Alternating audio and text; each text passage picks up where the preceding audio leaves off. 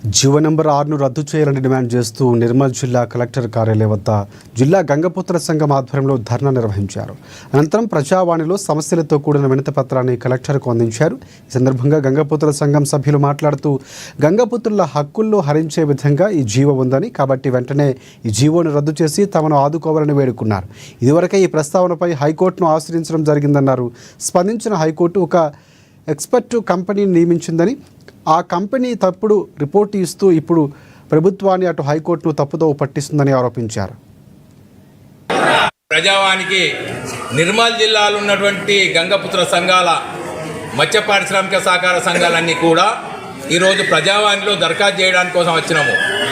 దానికి సంబంధించినటువంటి అంశం ఏమిటంటే, మా యొక్క సనాతన సాంప్రదాయ మత్స్యకారులు ఎవరంటే బెస్తా గూళ్ళ గంగపుత్రులే అని చెప్పి మా తాత ముత్తాతల నుండి కూడా ప్రతి పిల్లవాడిని అడిగితే చెప్పే పరిస్థితి.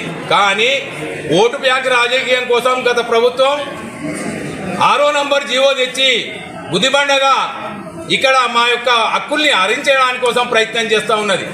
దానికి అనుగుణంగానే ఈరోజు మేము హైకోర్టును ఆశ్రయించి మేము కోర్టులో మా యొక్క వృత్తిని కాపాడాలని చెప్పి మేము కోర్టును ఆశ్రయిస్తే కోర్టు ఈ యొక్క అంశాన్ని తీసుకొని మీ యొక్క వృత్తి